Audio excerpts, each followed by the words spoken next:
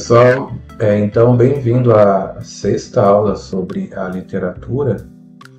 Na aula de hoje eu vou fazer uma análise junto com vocês a respeito de vários poemas ou fragmentos de poesia, onde a gente vai discutir outras dimensões que podem ocorrer dentro de uma poesia. Por exemplo, ela tem poesia que ela tem um foco sonoro, ok? Outras poesias trabalham no sentido de lançar uma imagem dentro do seu imaginário, da sua imaginação.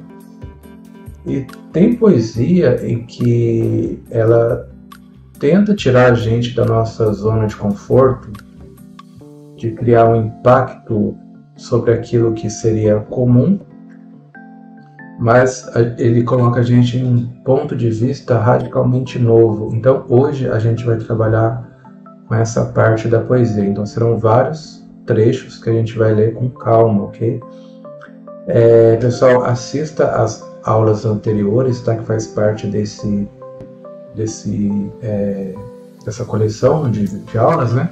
Por assim dizer. E curta o canal, compartilhem, ok? Então, sem mais delongas, canal 1000 inscritas, eu sou o professor Júlio Belfort, de língua portuguesa, e vamos relembrar um pouquinho da aula passada.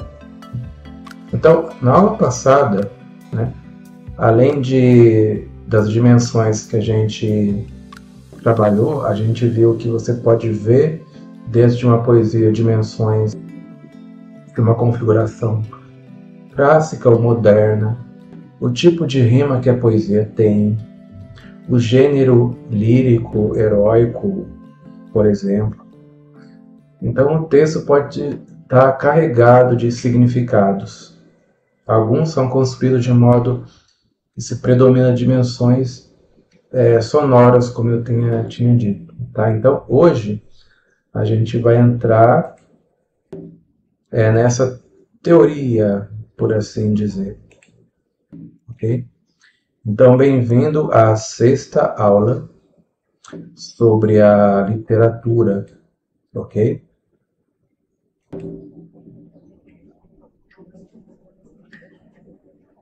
Então, como eu havia dito, alguns poemas são construídos de modo que se predomina dimensões sonoras, ou a dimensão da imagem, ou a dimensão do conceito.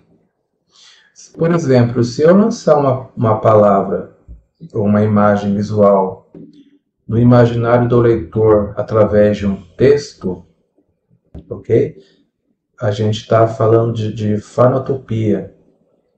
Se eu pegar um poema e o saturar de sons repetidos ou sons que rimam, a gente vai estar pensando em melopeia. Ok? Agora, se eu tiver uma intenção de colocar aos olhos do leitor uma ideia nova para que ele possa refletir sobre o assunto, que ele possa ver a realidade de um outro modo, de um outro ângulo, né? Outro ponto de vista, a gente vai estar pensando em logopeia. Então a gente tem a fonopeia, a melopeia e a logopeia, são os conteúdos desta aula. Então, de um modo bastante resumido, tá? A gente tem o poema que predomina a dimensão sonora, melopeia, o poema que predomina a dimensão da imagem, né? É a fonopeia. Imagem é a imaginação do leitor, né? Como que ele vai imaginar aquilo. Ou o poema pode ter uma dimensão do conceito. Então é um conceito mais filosófico, de um modo de enxergar a vida, a realidade, ok? Então a gente está pensando em logopeia. Então vamos analisar vários fragmentos para que a gente possa ver. Então a primeira dimensão que a gente vai estar vendo é a dimensão da sonoridade. Pessoal, qualquer dúvida ou sugestão, Vocês ficam à vontade para discutir abaixo desse vídeo. Então, isso aqui que está à minha direita, na tela, é uma poesia chamada O Gandhi Bira Beri Bimba. Gandhi Beri Bimba. Zinzin Ura Lala. Zinzin Ura Lala. Zinzin Zanzibar Zin Lala Zan. Então, olha só. Parece que é brincadeira, mas isso aqui é uma poesia, gente. Uma poesia que é um exagero, ele radicaliza a sonoridade no poema a ponto de reduzi-lo a uma construção sem sentidos. Então, nesse exemplo, é um famoso poema fonético de Hugo Ball, chamado O Gandhi Bira Bimba. Por exemplo, o poema fonético em questão, chamado O Gandhi Beri Bimba, que deveria ser vocalizado segundo a milenar tradição de quem o compôs, ele gera esse estranhamento. Mas além dessas experiências incríveis, terminais, que participam de um momento histórico em que foi necessária a dissolução da linguagem poética cristalizada, muitos outros poemas de muitos outros autores da época privilegiam a construção especial da sonoridade, fazendo do som e do ritmo os elementos principais nessa construção da poesia. Se você lê em alta voz esse poema, você vai perceber o jogo sonoro, sutil, da imagem e dos significados que ele compõe. Ok? Então a gente está trabalhando com a dimensão da sonoridade. Ok? Então, existe a dimensão sonora dentro da poesia clássica, quanto da poesia moderna. Então, nesse poema Fragmento de Camões, que pelas aulas anteriores você sabe que pertence à tradição clássica, ok? A gente vai ver esse jogo sonoro ao ler esse fragmento. No mais interno fundo das profundas cavernas altas onde o mar se esconde, lá donde as ondas saem furibundas, quando às iras do vento o mar responde, Netuno mora, e mora as jacundas, Nereidas e outros deuses do mar, onde as águas campo deixam as cidades, que habitam essas úmidas deidades. Então esse poema é Os Lusíadas, de Luís Vaz de Camões.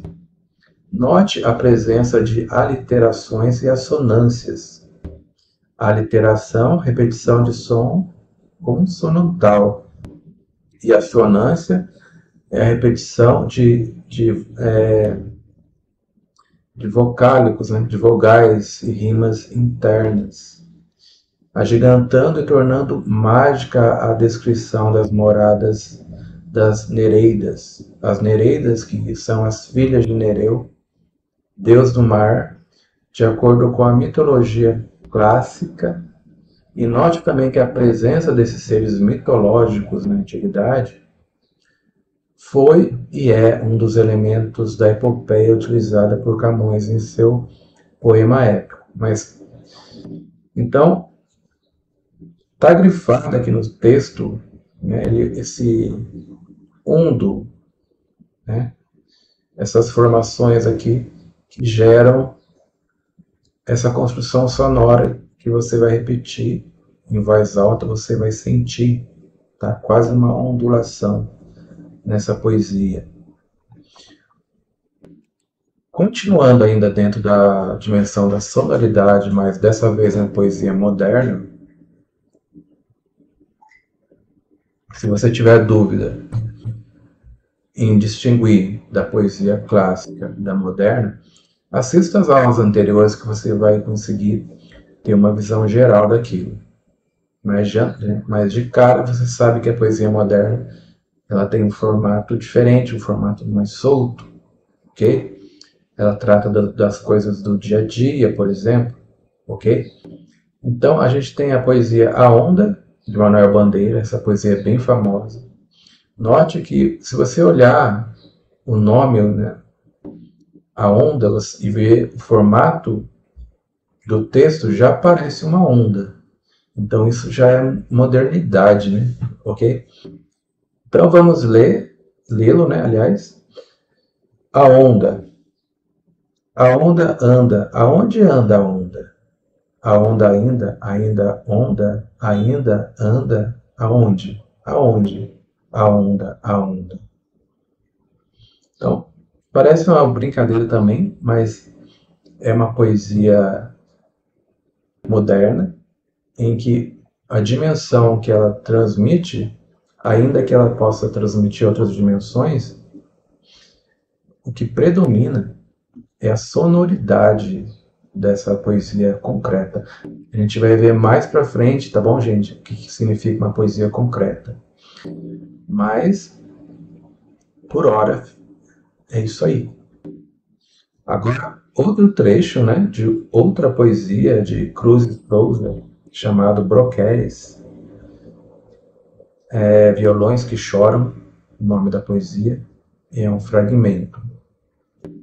Vozes veladas, veludosas vozes, volúpias dos violões, vozes veladas, vagam nos velhos vórtices velozes dos ventos, vivas, vãs, vulcanizadas.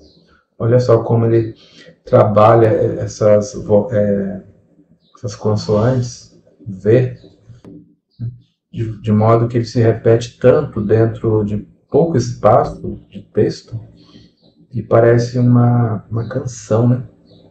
Então, nesses dois textos, nessas duas poesias, A Onda, de Manuel Bandeira, e Violões que Choram, de Cruz e Souza, a dimensão da sonoridade impõe-se de tal maneira que quase transforma em barulho de onda o primeiro poema e praticamente unindo forma e conteúdo, porque forma de onda e conteúdo também de onda, ok?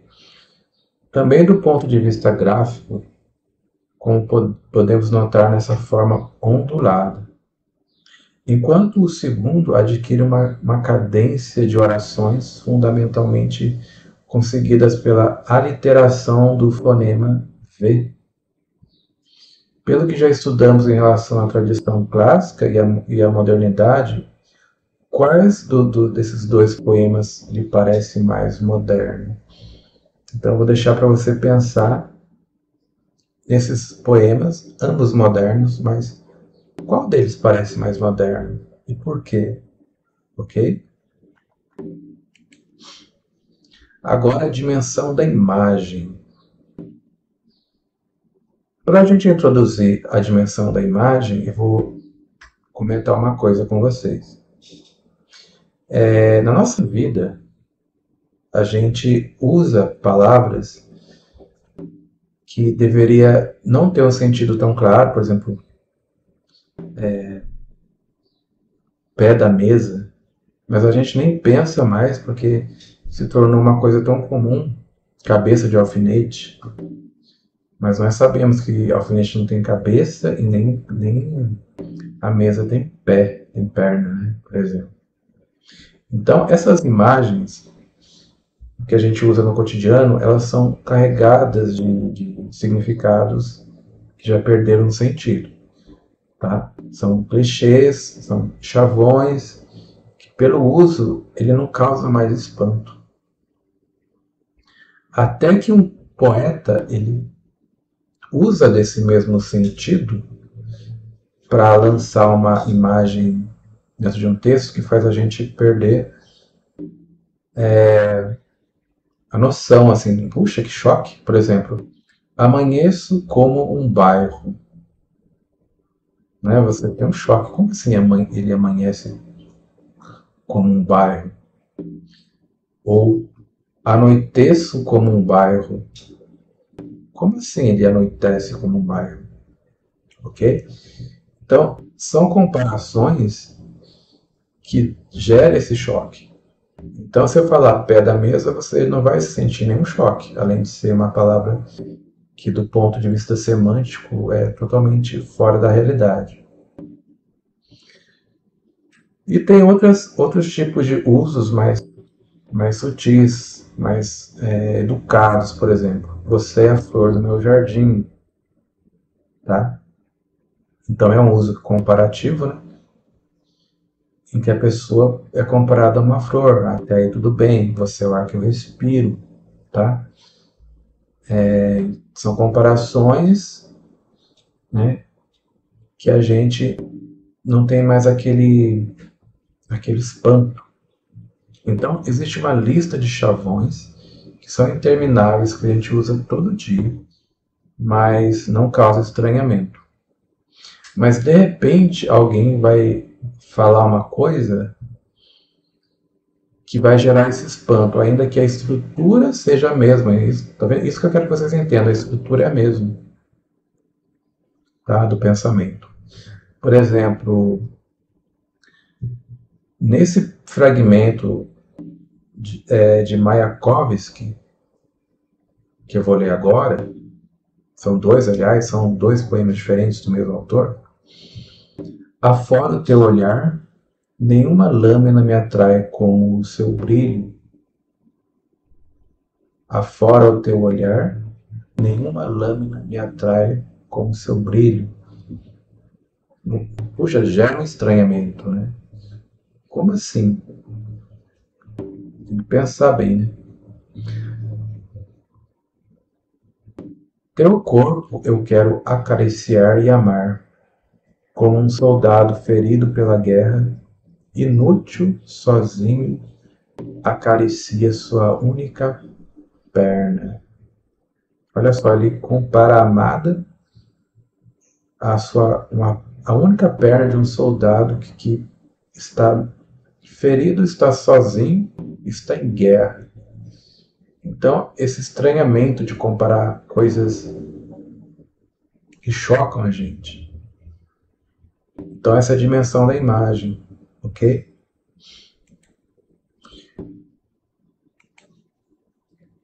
Outro poema de Mário de Andrade, que a gente vai ler, que trabalha essa dimensão da imagem. Então, a gente é surpreendido por formações inusitadas que desafiam a continuidade da leitura, como essa metáfora de Mário de Andrade. Então, a dimensão da imagem, ela gera imagens novas no nosso imaginário. Ela gera associações de palavras que são inesperadas, ok? Relações surpreendentes. Se eu disser, por exemplo, esse copo d'água é como um cinzeiro no inverno. Então, a dimensão da imagem, ela leva aquele que escuta, aquele que lê a poesia, a tentar imaginar aquela situação, tá bom? Por exemplo, nesse poema de Mário de Andrade, gosto de estar ao teu lado, sem brilho. A tua presença é uma carne de peixe, de existência mansa e um branco ecoando azuis profundos. Eu tenho liberdade em ti, anoiteço feito um bairro, sem brilho algum. Estamos no interior de uma asa que fechou. A cada verso dessa poesia, você tem um choque. Você tenta imaginar aquela situação, tenta entender aquela situação, mas é assim, arbitrária. É uma coisa assim que é difícil de você imaginar. Como assim anoiteço feito um bairro? É uma comparação assim que não é habitual. Então você tenta imaginar você anoitecer feito um bairro.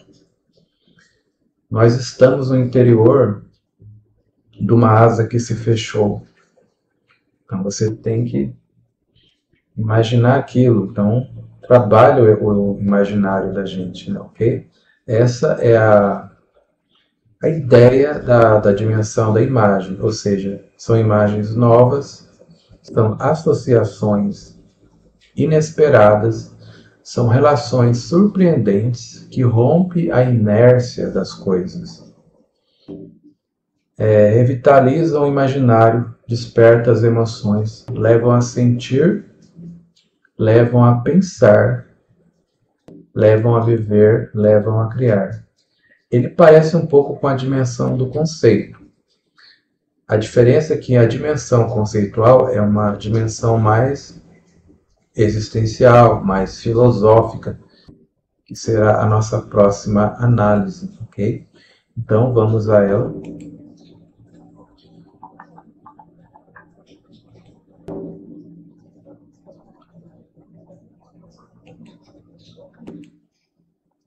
Aliás, faltou algumas poesias para a gente ler na dimensão da imagem ainda, ok? Então, ainda dentro da dimensão da imagem, a gente vai trabalhar essas duas poesias. Uma de Manuel Bandeira, Meu Último Poema, e Perfeição, de George Guilhem, ok? Vamos à leitura. O último poema. Assim eu queria o meu último poema. Assim eu quereria o meu último poema, que fosse terno, dizendo as coisas mais simples e menos intencionais, que fosse ardente como um soluço sem lágrimas, que tivesse a beleza das flores quase sem perfume, a pureza da chama em que se consomem os diamantes mais límpidos, a paixão dos suicidas que se matam sem explicação. Ponto final. Então são comparações que levam a gente a refletir. São comparações que não se usavam antes, que ninguém usou. E provavelmente pouca gente vai usar uma comparação como essa. Ok?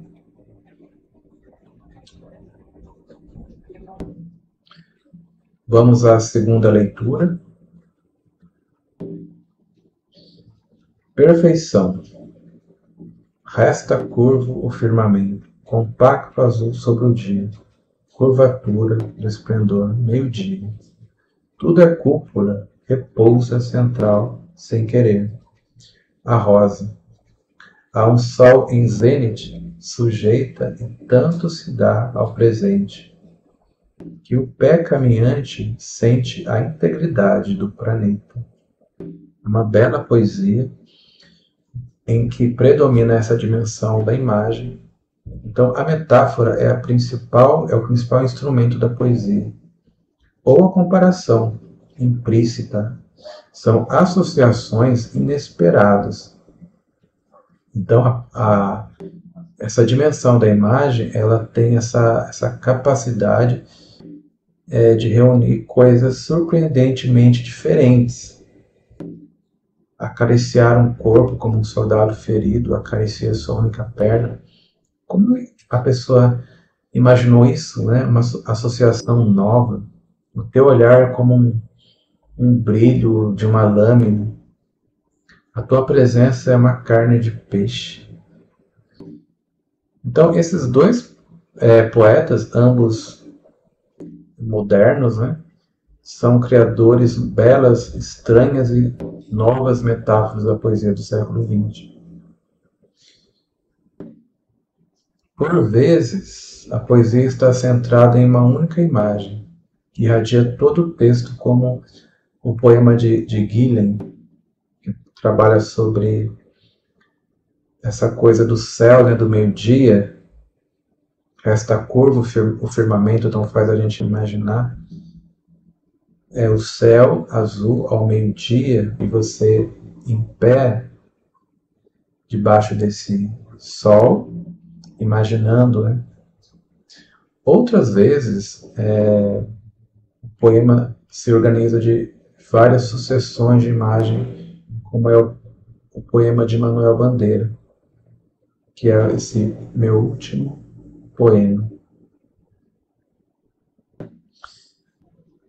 Então, ainda falando sobre a dimensão da imagem, para a gente finalizar esse assunto, certamente existem muitos textos, letra de música, poemas, dos quais a gente gosta, você gosta, sem saber exatamente o porquê. Muitas vezes, essa força de atração desse texto deve-se a imagens criadoras que fazem você imaginar algo. Que são inventivas, são instigantes e que persistem na memória ou nas suas emoções. Comece pelas imagens do último poema lidos, em que se repete os primeiros. Que relação há entre a imagem que se sucede no segundo? Então está dizendo aqui, comparando esses dois poemas, né? O meu último poema, de Manuel Bandeira, e Perfeição, de Jorge Guilhem. Trabalhando esses conceitos de hoje, eu vou estar na próxima aula analisando uma música muito famosa. Essa música é do Raul Seixas,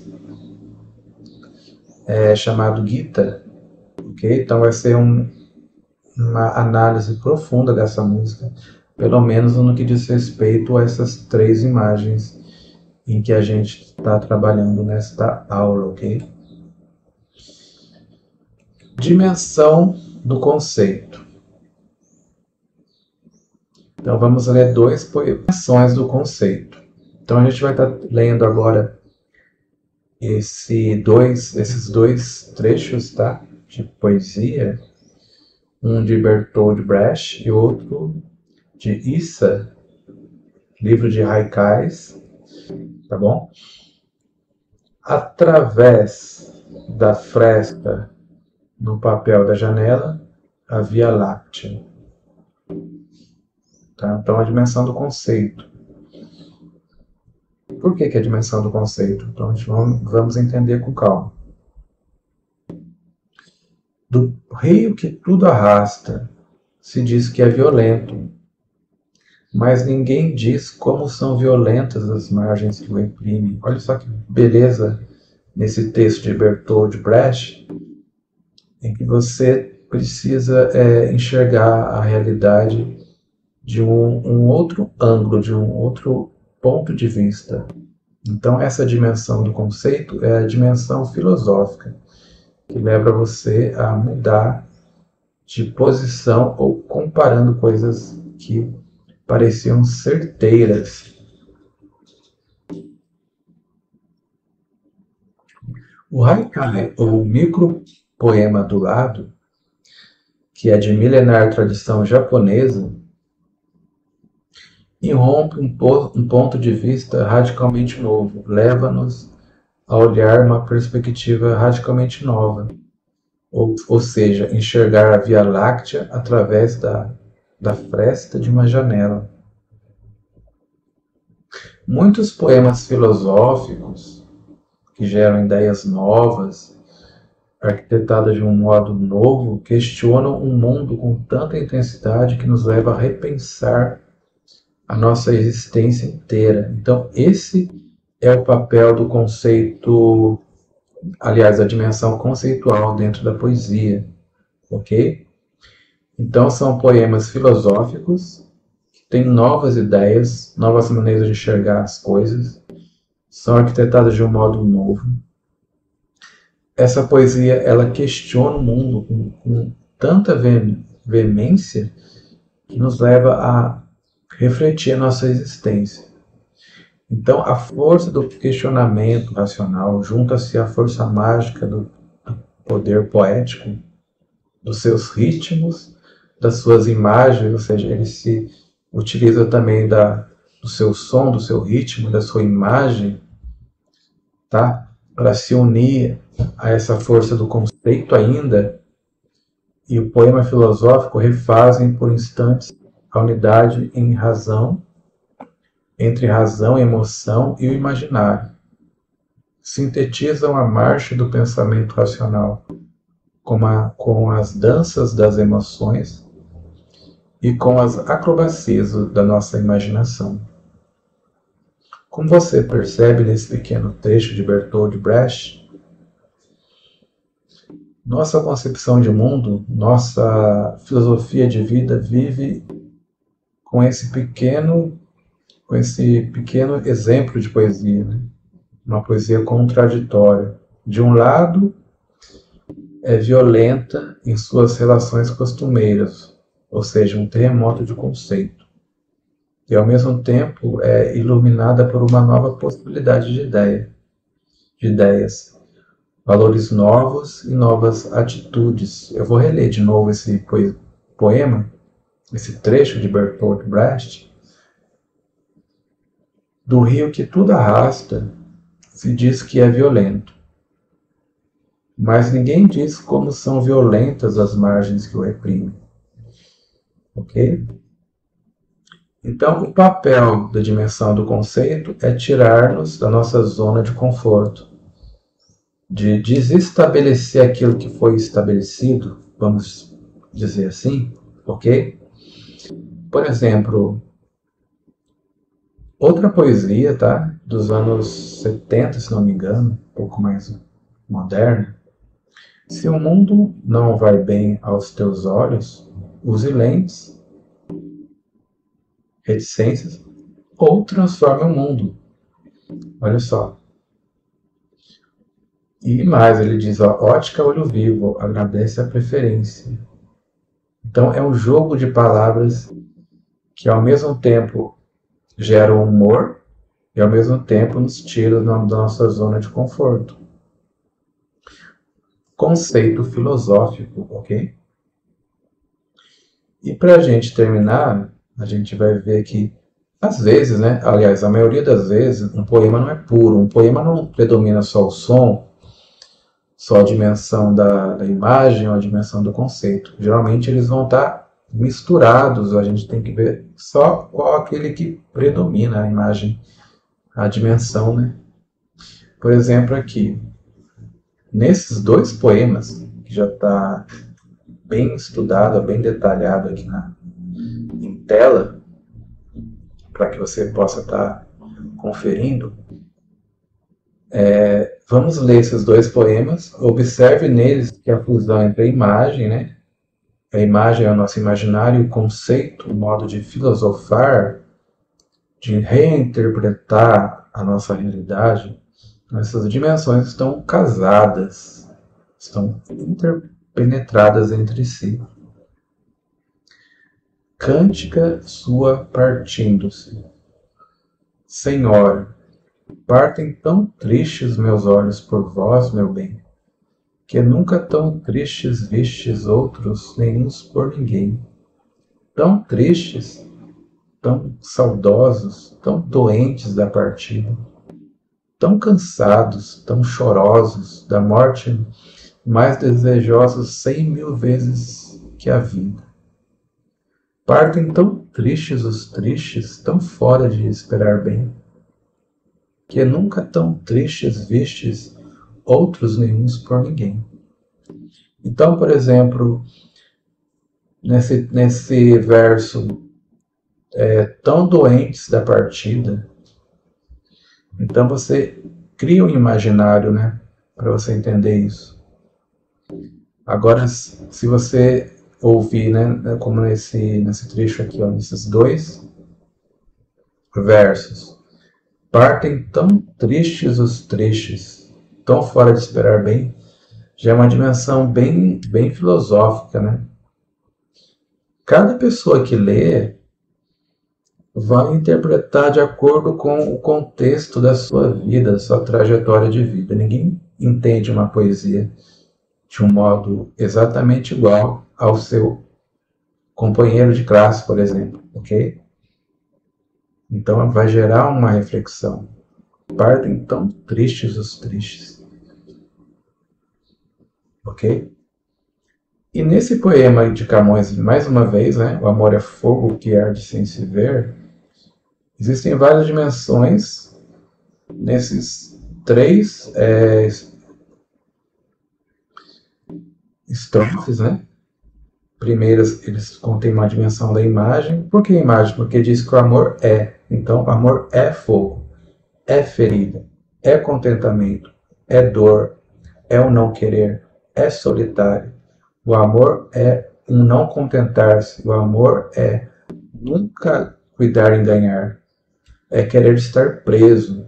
É servir a quem vence.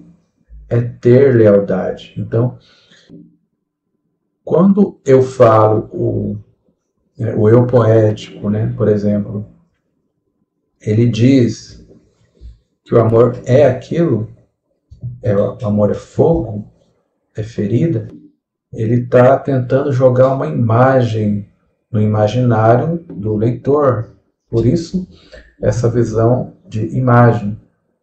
Mas no final, no último estrofe, Camões, né, aliás, o sujeito poético, ele sintetiza tudo aquilo de um modo bastante filosófico, bastante conceitual. Mas como causar pode seu favor dos corações humanos amizade, se tão contrário a si ao mesmo amor? Então, essa indagação filosófica é puramente conceitual dentro da poesia de Camões. Pessoal, então, fica mais uma aula registrada, a gente vai estar lançando daqui a pouco. Curta, compartilhe e deixe as suas perguntas abaixo desse vídeo, ok? Então, na aula sétima, a gente vai estar trabalhando uma análise das três dimensões, ok? Dentro da música de Raul Seixas, tá? Então, aquela música Anitta, vocês podem ouvir essa música. Eu não vou colocar a música aqui no canal, porque ela tem direitos autorais, mas eu vou deixar a letra, tá? A gente vai procurar dentro dessa música a dimensão do som, da sonoridade, a melopeia, na próxima aula. A gente vai trabalhar a dimensão da imagem, a fanopeia, dentro da música Gita de Raul Seixas. E a gente vai, mais importante, eu acho, trabalhar no ponto de vista do conceito, da dimensão filosófica, logopeia, dentro dessa música, tá? De Raul Seixas. Então, até a próxima aula e muito obrigado.